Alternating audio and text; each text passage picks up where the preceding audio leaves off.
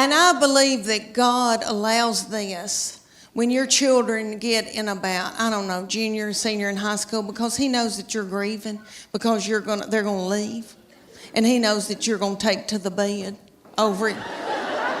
So their junior and senior year, something happens. And they change on you.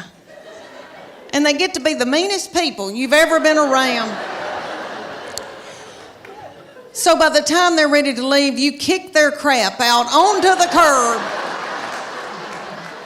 Her junior year, this started, okay, the very breath that I breathed out of my nostrils made her so angry.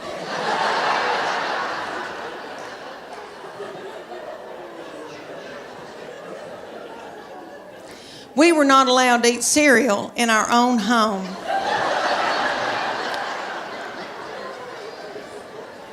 Because she couldn't stand to hear us chew.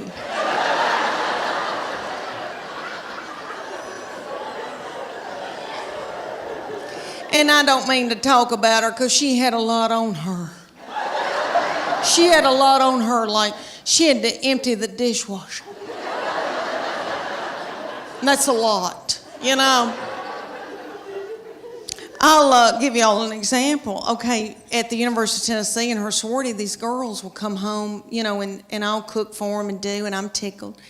All right, well, they like Memphis, Nashville girls. Well, a little girl came home with her and spent 2 nights. So I washed that little thing's clothes, and all I said to this little girl was, Katie, you're so tiny. Your little underwear looks like a slingshot.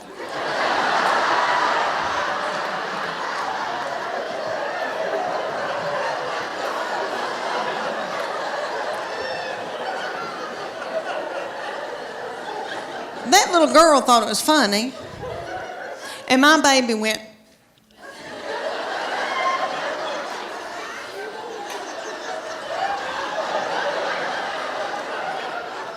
So I got out of there. So when that little girl left, I came back in, I went, what's wrong with me saying that her little panties look like a slingshot? I wish somebody'd say my panties look like a slingshot.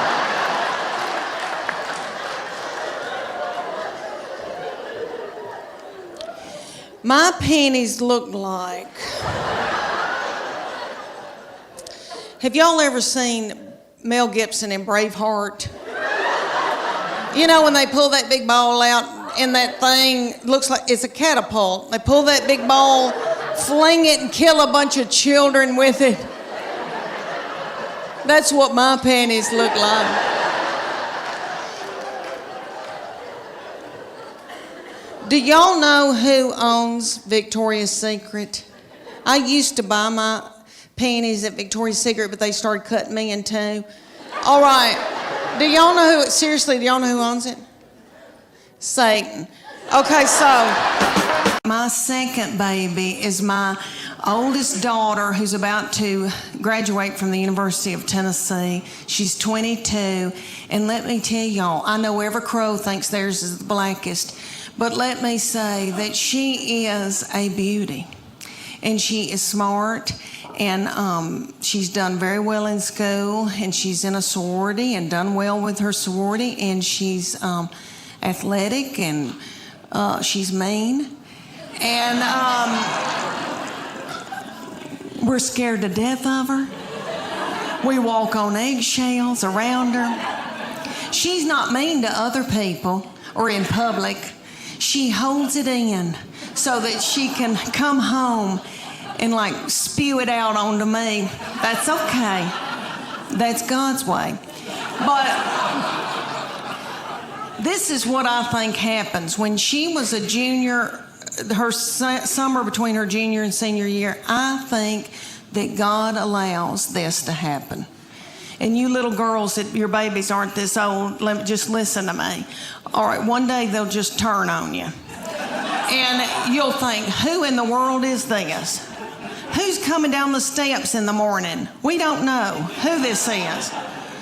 I think that God allows that because He knows that you're about to let your baby go off to college or whatever they're going to do. And He knows that you're grieving. So he makes them just as mean as he can so that you can let them go. And I believe that. That summer, the very breath that I breathed out of my nostrils made her so angry. We were not allowed to eat cereal in our own home because she couldn't stand to hear us chew.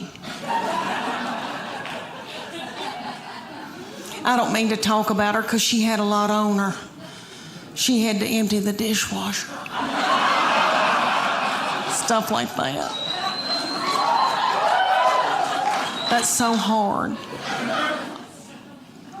Okay, let me tell you about an example when she was probably your baby's age, y'all's little children, because y'all are so cute. Look, their thyroid's still functioning. Y'all still got hair. Good for y'all. Y'all got on little britches. Yay. Okay. When my middle one, when she was in elementary school, I was so blessed that I got to take them to school and pick them up every day in my minivan. And I would watch them come out, my girls, and I saw them. They were in a good mood. I saw it.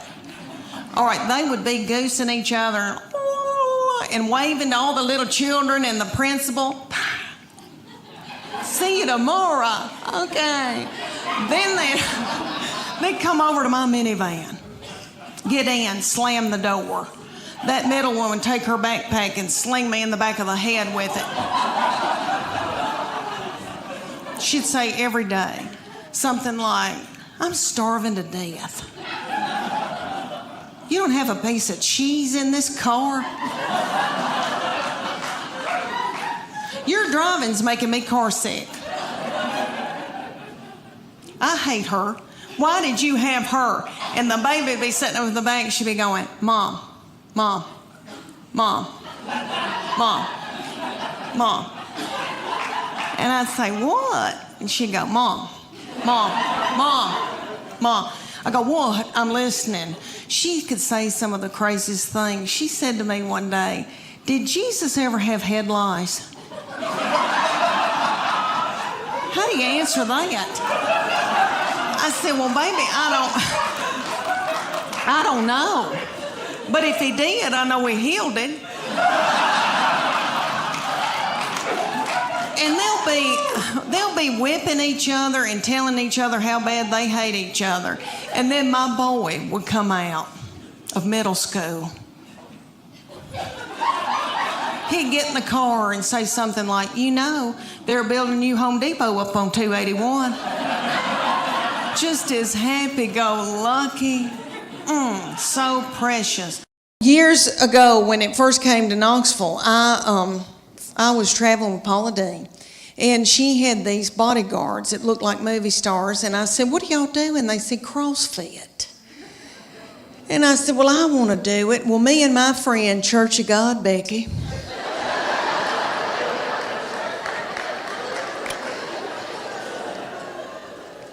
Church of God, Becky and I joined the CrossFit in Knoxville. The CrossFit was run at the time by these little children. They were in their early 20s, and they were beautiful. And they looked like movie stars, and their little fannies looked like baseballs. And I wanted my fanny to look like a baseball. So I made Church of God Becky join, and she'll do whatever I say. So anyway, and I call her Church of God Becky because she was raised Church of God, so sweet, sheltered. Like I have to explain things to her. Things like camel toe.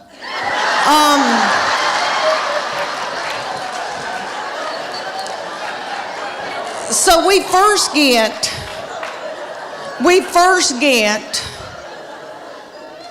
to the CrossFit. And if y'all don't know what CrossFit is, it's military moves like push-ups, pull-ups, burpees. I hate a burpee. Okay, all these things, they would put like a tractor tire in the parking lot, and they'd set little Becky in it, and I would pull Becky across the parking lot as she was holding her purse.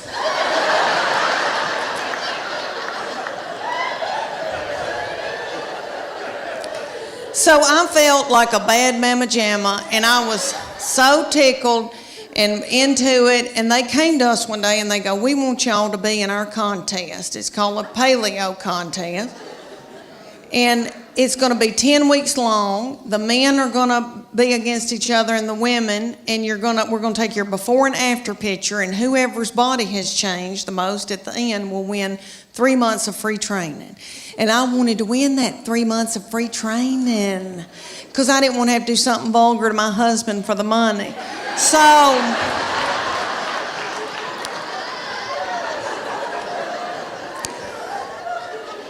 So we're going along, and one day they just pop up and go, "Okay, it's picture day."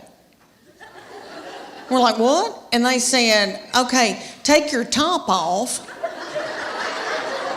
and leave your exercise bra on and your spandex, your yoga pant, and we're going to take your picture." Well, I didn't want those young boys to not ever want to marry and have children.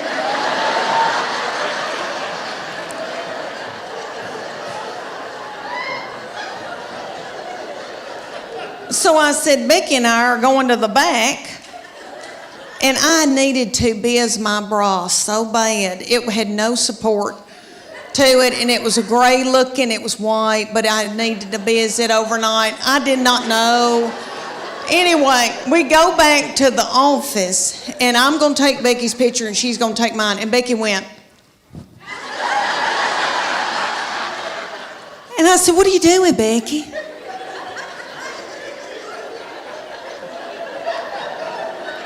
"Do you want to win this thing?"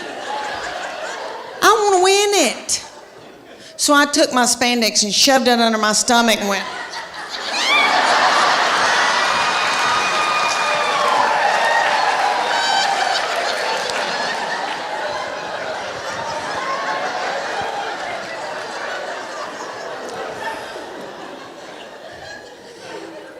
That picture is on the internet.